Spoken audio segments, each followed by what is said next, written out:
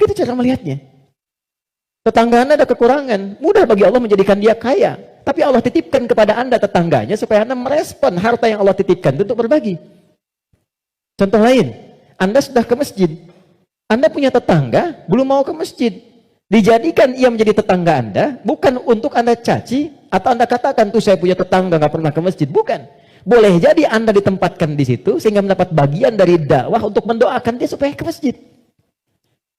Ada orang bertanya, saya tanya begini, satu jamaah, apa hukumnya ada tetangga masjid, tinggal di samping masjid, 5 meter jaraknya dari masjid, bahkan toa masjid menghadap ke rumahnya begini. Tapi dia belum mau ke masjid.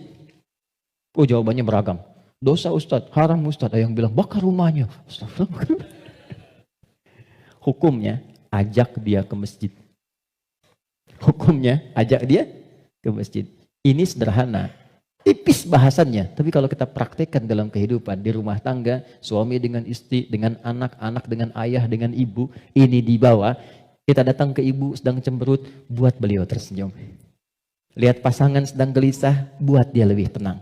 Lihat anak sedang menangis, buat dia tertawa.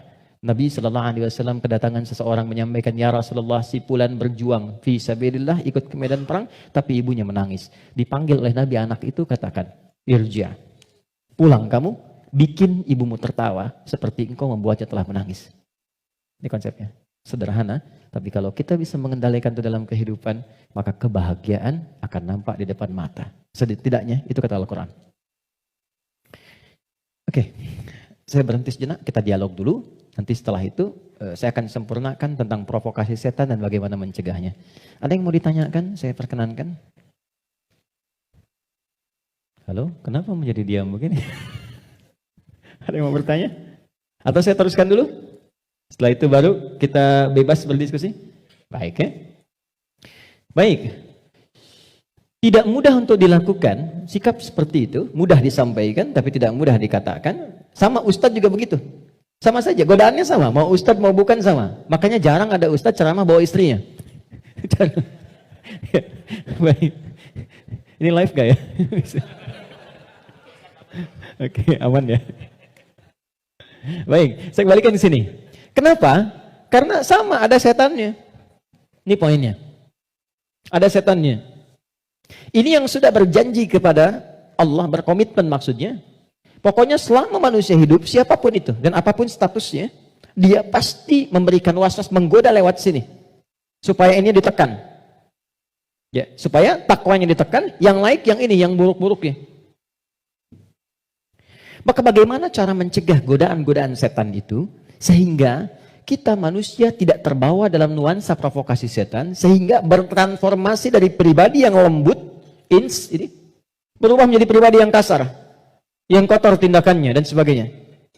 Maka yang pertama kata Al-Quran, teruskan ayatnya, waqad khaba man dassaha. Ingat ya, kalau sifat fujur itu diperturutkan, diikuti, dusta diikuti, sombong diikuti, jadi perilaku, jadi sombong. Belum apa-apa, sudah mulai pamer, sudah macam-macam dan sebagainya. Perhatikan, khab. Pikirkan dulu kata Allah kalau mau sombong. Pikirkan kalau ingin dusta. Pikirkan kalau ingin berbuat hal-hal yang buruk. Khab, muaranya, ujungnya pasti kehinaan.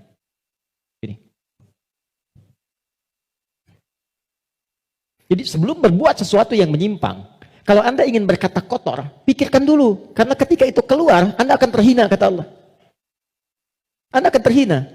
Kalau bukan ada yang di hadapan, orang lain yang akan tergerak untuk menghinakan itu. Karena itu tidak sedikit orang yang mengeluarkan kata-kata kotor dalam kehidupan, terekspos kemudian, bukankah dirinya menjadi rendah? Mau sombong, bagi dirinya mungkin hanya ingin menampilkan kerja keras saja. Tapi ketika ditampilkan dalam bentuk sombong, diikuti provokasi ini, maka apa yang terjadi? Khab. Kata Allah, ujung-ujungnya pasti ini, terhina hidupnya. Entah itu mendapatkan celaan, entah itu mendapatkan cacian. Jadi semua bentuk keburukan yang dialami oleh manusia itu kembali kepada perilakunya. Dan pada akhirnya adalah mengikuti bisikan-bisikan yang disampaikan oleh setan. Jadi yang pertama kali, kalau terfikir sesuatu yang buruk, langsung kata Allah pikirkan. Maaf ya, hei jangan kerjakan. Kalau tidak, kamu akan terhina di ujung.